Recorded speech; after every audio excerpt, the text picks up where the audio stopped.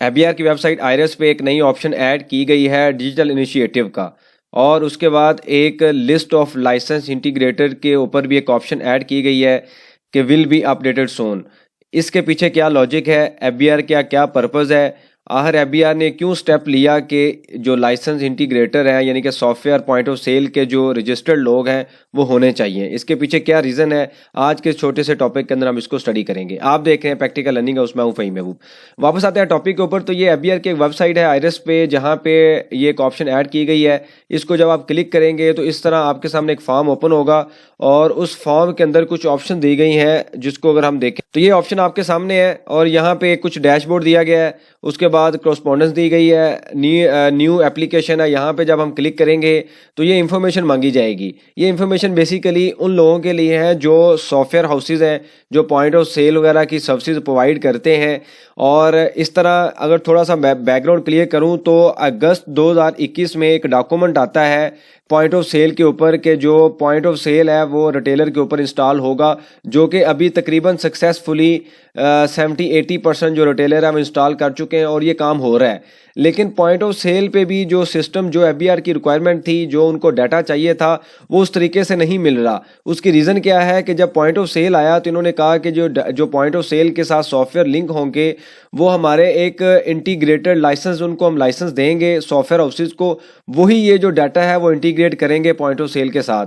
लेकिन अनफॉर्चुनेटली एबीआर की तरफ से कोई इस तरह का जो रिस्पॉन्स, ये जो पॉइंट था इसको मैच्योर नहीं किया गया और लोगों ने या रिटेलर्स ने अपने एंड पे जो भी मार्केट में सर्विस प्रोवाइड कर रहे थे वहाँ से पॉइंट ऑफ सेल इंस्टॉल करवाया और इंटीग्रेट करवा लिया, या जो एग्जिस्टिंग सॉफ्टवेयर था उसको लिंक करवा लिया। अब हुआ क्या कि पॉइंट ऑफ सेल में भी इशू आने शुरू हो गए, डाटा उस तरीके से रिफ्लेक्ट नहीं हो रहा और एबीआर चाह रहा है कि हम जो कंट्रोल बनाएं सॉफ्टवेयर पे वो भी हमारे लाइसेंस, जो लाइसेंस होल्डर हैं उनके थ्रू हम बनाएं, ताकि कल फ्यूचर में अगर कोई टैक्स पेयर की तरफ से कोई फेक इनवाइसेस का या कोई इस तरीके से टैक्स फ्रॉड का इशू आए तो हम इस बंदे को पकड़ें जो कि लाइसेंस के थ्रू, जिसको हमने लाइसेंस दिया है और वो इंटीग्रेट कर रहा है सॉफ्टवेयर के साथ। तो इसमें चूंकि इश्यूज हैं, बिल्कुल इश्यूज आ रहे हैं, तो इस वजह से एबीआर ने क्या किया है कि उस चीज़ को मैच्योर करने के लिए जो वेबसाइट है वहाँ पे एक ऑप्शन दे दी जो डिजिटल इनिशिएटिव की। अब सॉफ्टवेयर जितने भी हाउस है यहाँ पे आके अपने आप को रजिस्टर्ड करवाएंगे, जो रिक्वायरमेंट्स हैं वो अटैच करेंगे। आप देखें तो डिटेल लिस्ट ऑफ रिक्वायरमेंट है, ये सारी की सारी रिक्वायरमेंट अटैच करेंगे। उसके बाद एबीआर उसको वेट करेगा और आपको एक लाइसेंस इशू कर देगा। जब आपको लाइसेंस मिल जाएगा तो फिर आप पॉइंट ऑफ सेल भी इंस्टॉल कर सकते हैं।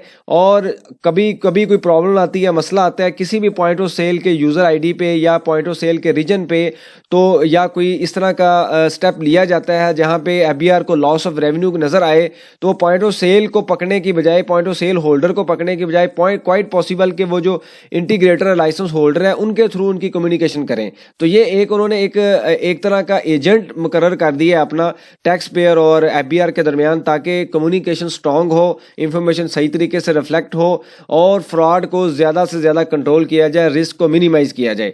दूसरा पॉइंट ये है कि अभी आपको पता है कि कुछ टाइम पहले, 2 माह पहले दिसंबर के अंदर एक डॉक्यूमेंट आया था कि जितने भी एफएमसीजी सेक्टर के मैन्युफैक्चरर हैं, डिस्ट्रीब्यूटर हैं या होलसेलर हैं, वो सारे के सारे अपने आप को इंटीग्रेट करवाएंगे। इससे पहले याद रखें 2 पॉइंट थे, रिटेलर के ऊपर पॉइंट ऑफ सेल इंस्टॉल हो चुका है। दूसरे पॉइंट पे उन्होंने कहा है कि एफएमसीजी के जितने भी मैन्युफैक्चरर हैं, डिस्ट्रीब्यूटर हैं, होलसेलर हैं, वो भी अपने आप को रजिस्टर्ड करवाएं। तो अभी तक इसके ऊपर कोई काम इतना ज़्यादा नहीं हुआ। ये सेक्टर तकरीबन मैच्योर हो चुका है, या हम कह सकते हैं 70-80% काम कर रहा है। इस सेक्टर पे अभी कोई काम नहीं हुआ। तो क्योंकि यहाँ पे मैन्युफैक्चरर इन्वॉल्व है, बड़ा टैक्स पेयर इन्वॉल्व है, ज़्यादा नंबर ऑफ ट्रांजैक्शन एफएमसीजी के अंदर, तो इस वजह से अब उन सब चीज़ों को कंट्रोल करने के लिए उन्होंने एक, जो कि पॉइंट ऑफ सेल के अंदर लाइसेंस नहीं दिया गया था, अब क्या होगा कि लाइसेंस दिया जाएगा। जो भी सॉफ्टवेयर हाउस है उसके थ्रू ये जो मैन्युफैक्चरर है, डिस्ट्रीब्यूटर है, होलसेलर है, ये अपने आप को इंटीग्रेट कराएंगे एबीआर के थ्रू। और याद रखें इस तरीके से जो डाटा है वो भी सही तरीके से वही रिफ्लेक्ट होगा जो लाइसेंस हो, जो एबीआर की रिक्वायरमेंट है।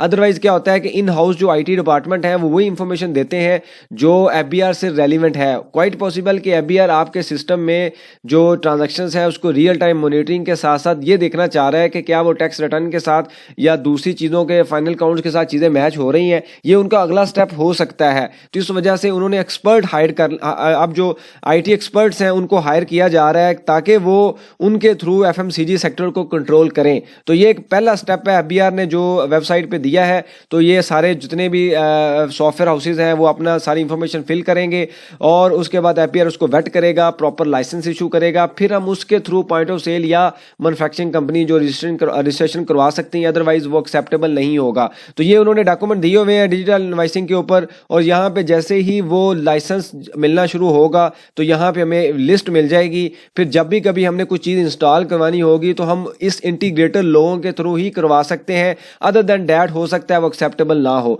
तो ये छोटी सी एक ऑप्शन थी जो इनिशिएटिव लिया जा रहा है, जो नई अपडेट्स है, और इससे रेलिवेंट कुछ सजेशन हो, क्वेश्चन हो, मेंशन कीजिए, इसके ऊपर हम डिस्कशन करेंगे ताकि जो लर्निंग का प्रोसेस है ये कंटिन्यू रहे। थैंक यू वेरी मच, जज़ाकल्लाह।